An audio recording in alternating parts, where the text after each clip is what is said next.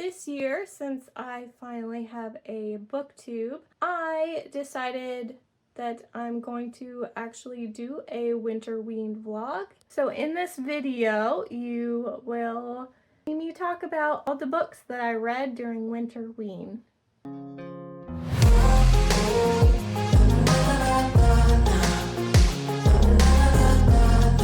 Today is day one of Winterween, and last night I of course decided to switch up my TBR because I wasn't feeling the Hexologists anymore, which I'm rereading the first one so that I could read the second one, which is a red cover, but I wasn't feeling it and I didn't want to get into a slump during this readathon, so I decided just to swap my TBR. So I decided to get one of the buzzwords out of the way for Books and Lala's yearly challenge and also fit the prompt of red cover, and it also, I guess, has a vampire in this one, but I'm gonna be reading Jim Butcher still anyway. But Masters of Death by Olivia Blake, I have the Fairy Loot edition that I haven't gotten to yet, so I'm gonna get to it now and let you know my non-spoiler thoughts. Full Moon by Jim Butcher will be a completely separate vlog. I'll just talk about that I am reading it during this Winterween, but I'm gonna do a full spoiler for the Full Moon by Jim Butcher in a separate vlog. And so if you want to see that, that's going to be much later. But for now, I'm working on this. I'm currently in line for the audiobook that said it was available soon. So we'll see how fast I can get through this. But I don't plan to start the Jim Butcher book until Monday because the physical copy isn't in at my library yet. And I'd like to have the physical copy before I super dive into that. I don't want to get started on it quite yet, but for now I'm working on this one. I think it's supposed to be humorous, and I feel like it still could count towards the horror prompt too, but we'll see. But otherwise I think the Full Moon will count towards the thriller or mystery, but otherwise I may pick something else up during Winterween. But I intend to keep you updated on my reads and try out vlogging and see how I enjoy it or don't enjoy it. So we'll see. I am about 35 pages in, and I had to go get some of my tabs because I was finding over and over I found lines funny and chuckling out loud at them. So this book right away is really, like, it is very humorous. It is just you have to go in for a fun, goofy time. But right now we have met the two main characters that are mentioned in the synopsis of this, which maybe I should read that for you. Viola Marek is a struggling real estate agent and a vampire, but her biggest problem is that the house she's selling is haunted. The ghost haunting this mansion has been murdered, and until she can solve the mystery of how he died, he refuses to move on. Needless to say, this is not good for business. Fox de Mora is a medium. He's also most definitely a shameless fraud. He isn't entirely without his uses, however, as he's also the godson of death. When Viola seeks out Fox to help her with the ghost infestation, Fox becomes inextricably involved in a quest that neither he nor Vi expects or wants. Luckily, they can enlist an eclectic crew of supernatural creatures, including an unruly poltergeist, a demonic personal trainer, a sharp-voiced angel, and a love-stricken reaper. Soon, Vi and Fox discover that the difference between a mysterious lost love and an annoying dead body isn't nearly as distinct as they thought. You get introduced to Fox, which is the godson of Death, capital D, Death, as a character. And he's, at the beginning, narrating this, like, he's the narrator, being like, so this is the story of Fox, my godson, and this is how I got my godson, kind of thing. Death was given this human child as a baby, and now as an adult in this story, he's a fraudulent medium, so he does like the seances and stuff, but because he's the only one who can see death, he uses death basically to commune with the dead, but says things completely different than what Death is saying they're saying, at least in the first introduction that we get of his fake communing with the dead, and you can't take it too seriously already.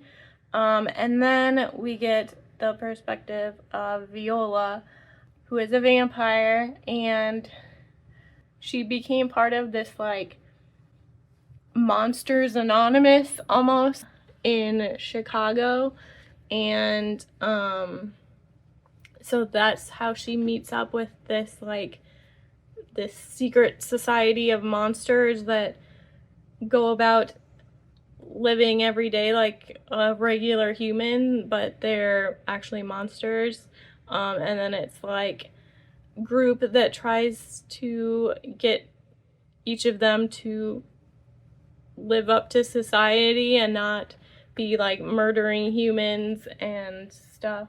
So that's just fun because there's a lot of just, like I said, it's just a silly, goofy, you can't take it seriously. Viola drinks donated blood out of juice boxes because she can play it off as just punch or juice. And then we also meet her issue where she's trying to sell this house, and there's this ghost that she's having issues with being in the house as she's trying to get this house ready to sell. So it's just, so far it's a fun time. There is some curse words in it, but it's not in a way that it's like it fits the characters who are saying it. There's a joke where Death actually, his godson Fox, the fraud medium, they made up this New Year's resolution where Death should curse less, and not say the F word as frequently, and he fails, and there's, like, something with a rubber band that he has to snap it or something. I don't know, but it was a goofy little addition, especially it being the new year and a time of New Year's resolutions, so it was just silly. So yeah, so I'm tabbing now. I didn't think I was gonna be tabbing.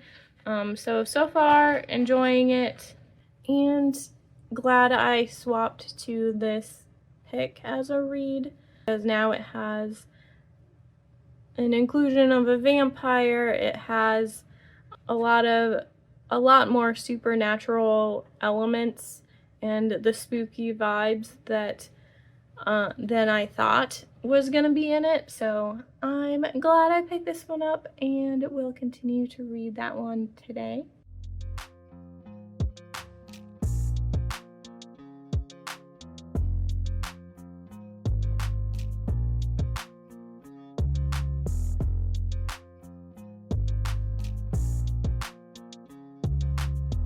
morning. It's actually 7 a.m. right now. I woke up at 5. It's still dark outside. It's actually day 4 of Winterween. I didn't really read a whole bunch over the weekend. I just spent time with my husband, and so I didn't prioritize reading a whole bunch this weekend unless it was audiobook, which I did get started on Full Moon by Jim Butcher as well. But most of my reading was like a couple hours before I went to bed. So I got a little bit farther in Masters of Death. This is the cover without the dust jacket on. So it definitely has red on the cover, whether you count the lettering of the actual dust jacket. So I got farther in Masters of Death. Try to keep it spoiler free, but also entice you to maybe read it.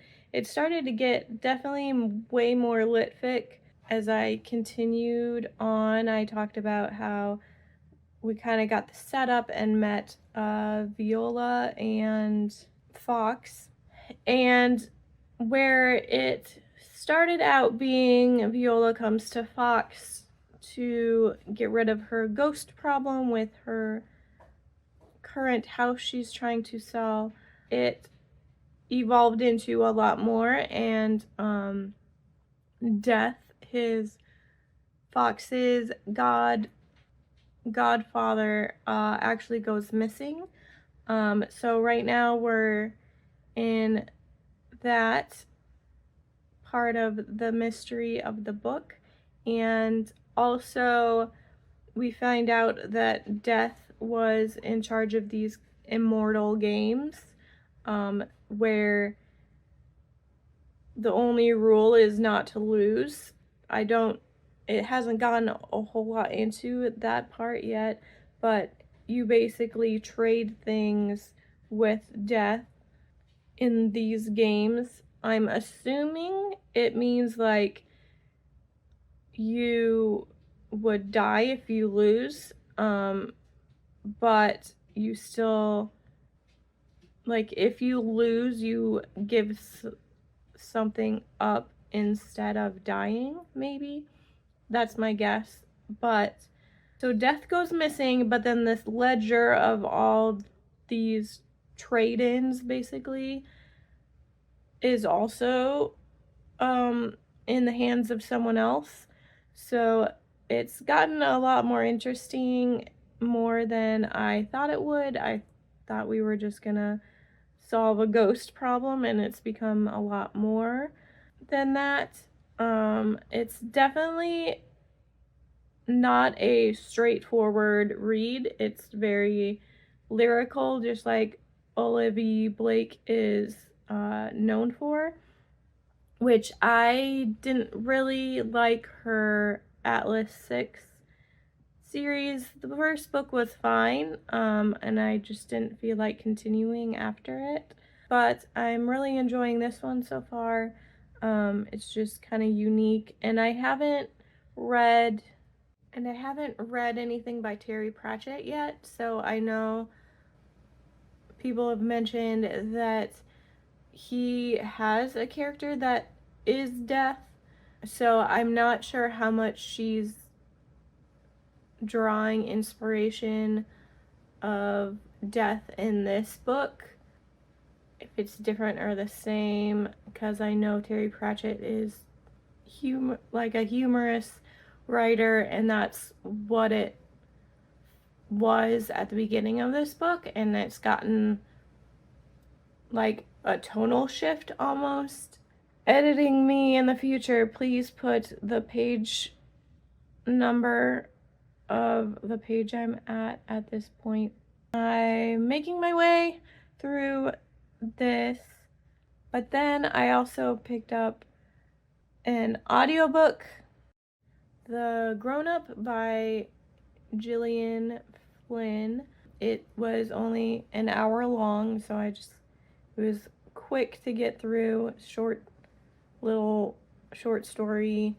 And I don't think that Gillian Flynn is gonna be for me, like, as someone I pick up consistently. So far I've read Dark Places and this one, and just some of the content in both of them are not really my favorite to read about, because the grown up, basically the main character, she's a con artist, but she's currently working in a salon that does more than regular massages. So it gets a little bit too descriptive with that for me. So I was almost ready to just put a DNF and return it to Libby at the even introductory, I guess not really chapter, but the introduction, the first like 10 minutes even. But I kept going to get past it, because it definitely was, like, I could tell it was trying to set up this protagonist for us. I definitely, like, don't care about this character, which I think takes away from the horror of this short story. So she basically becomes also a fake palm reader at the front of the salon too. And this woman comes in and asks for help because she thinks the house they just moved to is haunted, and her teenage child is acting weird and extra violent and stuff. And so it continues from there. I would say it's a very good, like, creepy kid, haunted house type story. I enjoyed it, but also, like, I didn't care about any of the characters. None of the characters are really redeemable in this story, and it was just, like, I don't hate that I picked it up, but it was just not as great as I wanted it to be, and it was a little bit too predictable for me. I kind of saw things coming before they were revealed. Certain things, no, but other things, yes.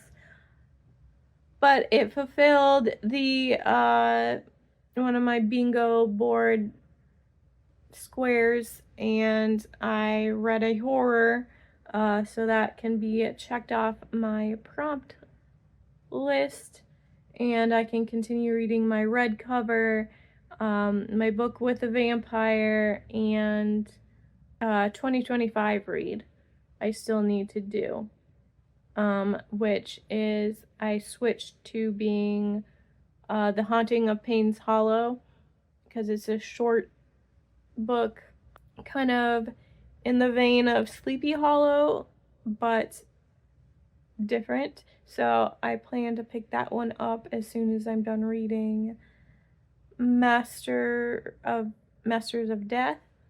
But that's my check-in for this morning.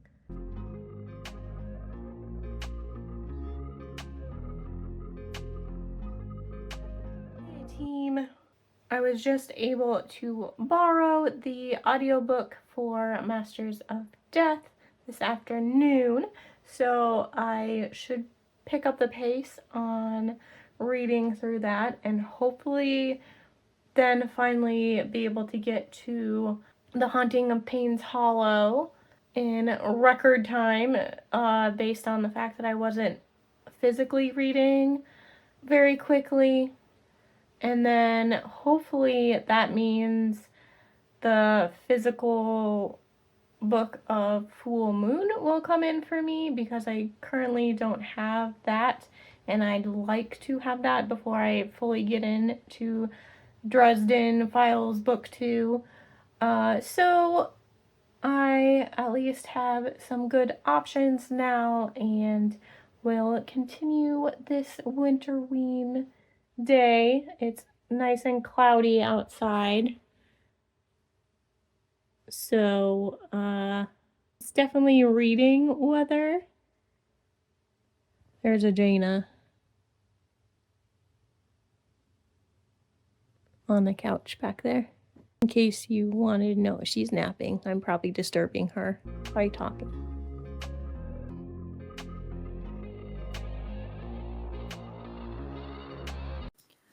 Okay, good morning. It is Winterween day 5, and I made it a little bit farther in Masters of Death yesterday. Not quite as much as I thought I was going to, but I did get decently farther, and the audiobook helps. Plus, helps you realize you were pronouncing the names wrong in your head, but I think I'm still gonna stick with what I already was calling people. So I got to page 230, so that's approximately 50 more pages from when I last set a page count yesterday. But things are starting to connect, and characters specifically are starting to connect and getting backstories to past events that then connect to what's happening now, with Death being missing and the games we learned about, the immortal games or mortality games. I can't remember the exact name, but basically it's these games between gods and supernatural things. And so we're getting some revelations now, and things are connecting, so that's fun and keeping me a little interested. It is slowing the pace a little bit, and I think it's becoming slightly less humorous. There are like little things that characters will say that I get a kick out of, but it's a lot without Death, it's a lot less humorous. I guess Death as a character is one of the ones I found most humorous, and without him having dialogue, it is fewer characters that have that humor. But so far, still enjoying it. I haven't picked up any other book besides this, so I hope to get a lot farther today so that I can pick up something else. My physical copy through the library of Full Moon didn't ever say it was ready for pickup yesterday, so I'm still waiting on that. I probably, if it pops up today, I'll pick it up tomorrow. But that's it for that. And then once I'm done with Masters of Death, I'll be doing my next physical read, which is The Haunting of Payne's Hollow. We only have until Thursday. It's currently Tuesday that Winterween happens, but if any of these I'm still in the middle of, I'll still continue reading, especially if I don't have Full Moon like the physical yet. Maybe that's going to be mostly an audiobook, but at this point I don't want to cancel my hold because it's already being transferred from a different library, so I still want to check that out, and then I'll probably check out the next book as well.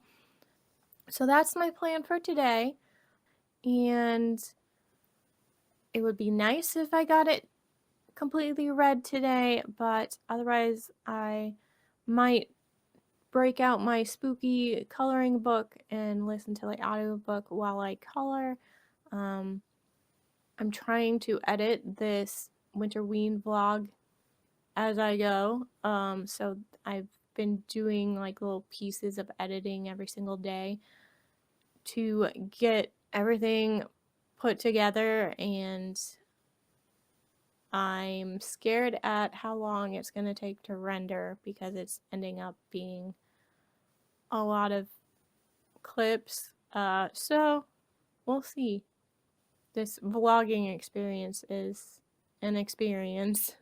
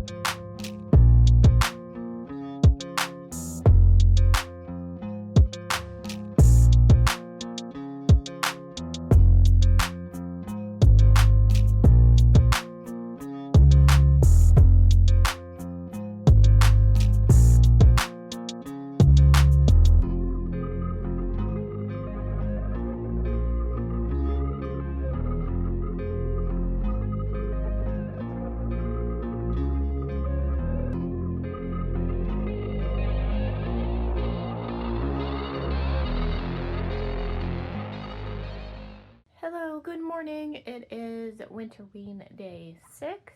I have finished Masters of Death as of last night.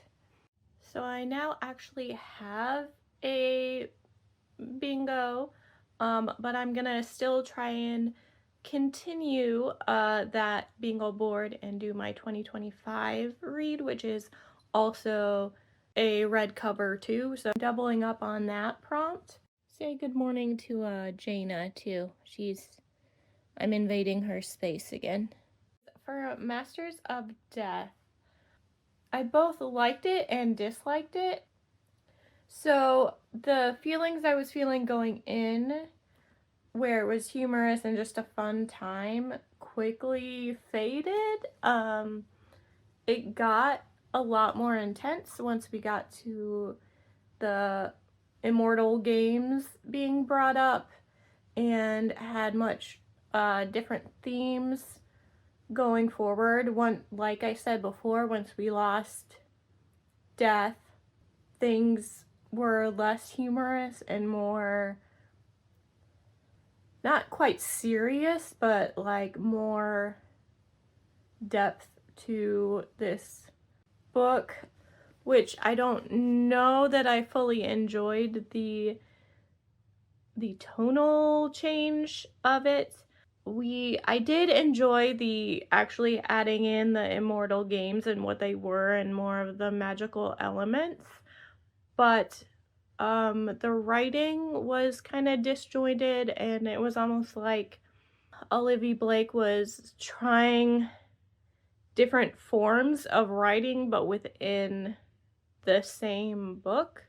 We had a lot of like perspective shifts that were between like first, second, and third person, like all in one book, and also like script writing as if it were a play inside the book as well, which was, for me personally, I have read a lot of plays in my college years, so reading them didn't throw me off, but I can see how someone not used to reading that style would get thrown off and not be able to pick up on things as easily.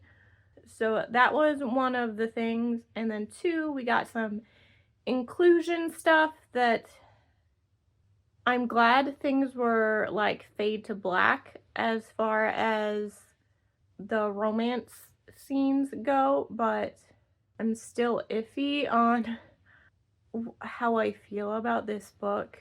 Like, I would give it like a 3-star because I did enjoy a lot of elements of it, but I don't know that I completely enjoyed the direction that it went, if that makes sense. For now, I'm gonna keep the pretty version of this book because I feel like it's one I still would want to eventually reread, even if it's just a study on the writing in it, because I think Olivia Blake has very distinct writing and like lyrical, and almost like her writing itself is magical in a way.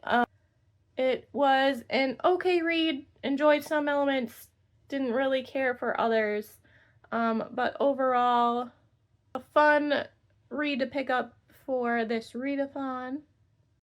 Now this is the next physical read I am working on, The Haunting of Payne's Hollow. So far it's starting out interesting.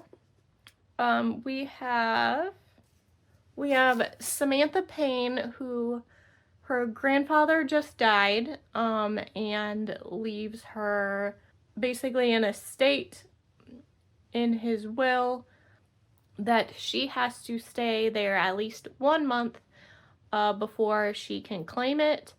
And so right now it's her and her aunt that are going to be staying there for the month. Samantha really needs this claim because this estate is worth about $3 million that she can sell, because her mom has early onset dementia, and so she needs the money to provide her mom with the medication that's actually helping her. So that's the whole reason she really needs to stay for a month and claim this. Otherwise she wouldn't have any desire to stay on this estate. And the reason for that is because as a child she had discovered her father burying a dead body, and assumedly he murdered this person, the body he was burying. So her father ends up unaliving himself, and that's why this grandfather is in his will has been so adamant about her staying for a month on this property. It's in the same town that all the rumor mill of her having a murderous father happened. So that's part of why she wouldn't want to go back otherwise, other than the fact that she needs this money really badly. So that's where I am just in the intro for this book. And obviously this one is going to be one that I can't really talk too in depth because it's going to be more of a mystery horror type deal. And then I still don't have the physical of Full Moon, so I doubt that I'm even going to get to finish that by tomorrow for this readathon, unfortunately. But I am working through the audiobook version until I get the physical copy. I'll have that on audiobook, but my physical read is going to be The Haunting of Payne's Hollow to work on for these last 2 days of Winterween. It's once again cloudy outside. So that's the plan for today, and I'll probably do, if I need to check in today, I will. Otherwise, it'll be the last day of Winterween before you see me talk to you again.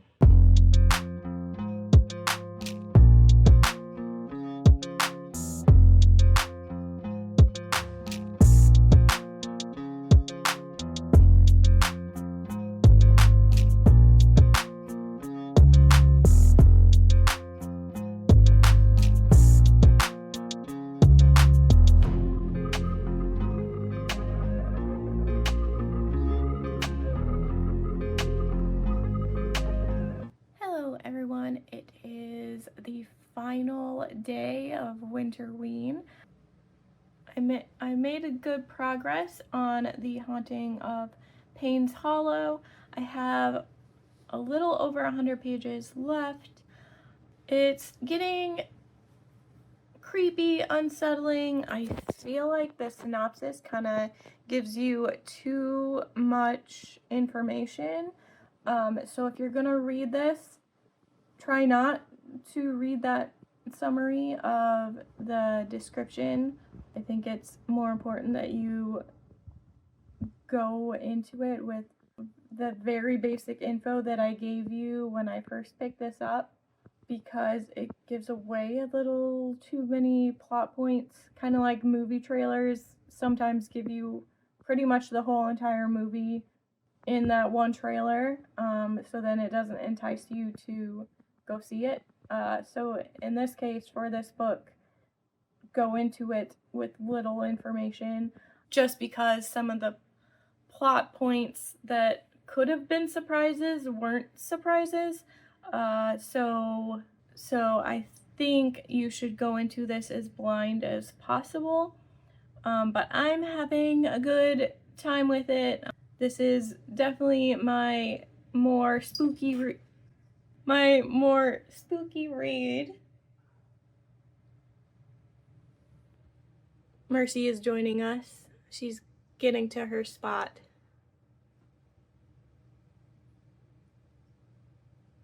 And now she's settled. So I'm gonna finish this book up today. So I just got back from picking up groceries for the day, and I decided to pick up a fall treat and get a pumpkin vanilla flavored coffee. Since there isn't a whole lot of fall festive stuff out there right now, they just swapped their menu to Valentine's Day already, so I just got syrups in regular coffee to be a little bit more festive, and I am counting this towards the bingo square that says something about having baking a fall treat. I know it's not a baked good, but the festivities on this last day of Winterween. And now I'm ready to buckle in and get reading.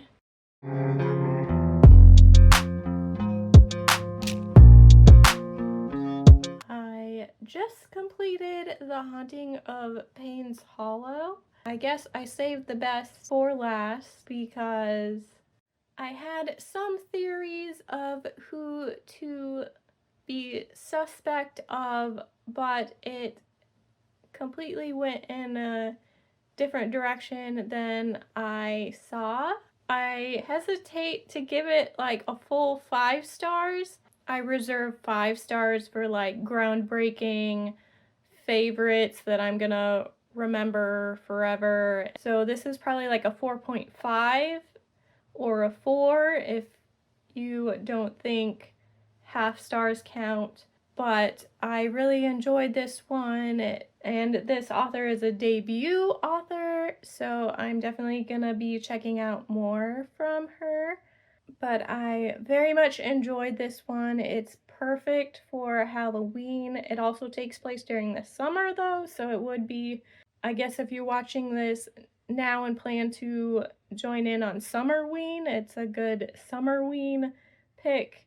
I will echo what I said in a previous clip where you shouldn't read the synopsis, because I think I would have had more surprises had I not known some of the events through that synopsis. The thing that these two books have in common is they have made me want to pick up other books. The Haunting of Payne's Hollow makes me want to pick up The Legend of Sleepy Hollow, and then Masters of Death has made me want to pick up works by Terry Pratchett, who has death as a character in his Discworld books. But I completed these two books plus the audiobook of The Grown Up for this readathon, and I feel rather accomplished. with my bingo board. If you enjoyed this vlog, let me know. I definitely won't be doing a daily type vlog anytime soon again. I do plan on doing that full moon Dresden vlog still. I still don't have the physical copy of the book yet, so once I have that, then I'll be filming more of that. But let me know if you enjoy these, and maybe I'll throw some weekly vlogs in or monthly, and just throughout the month do some what I'm reading. As always, so I can see everyone in my next video, please hit that subscribe button. But if I lay down and I play dead and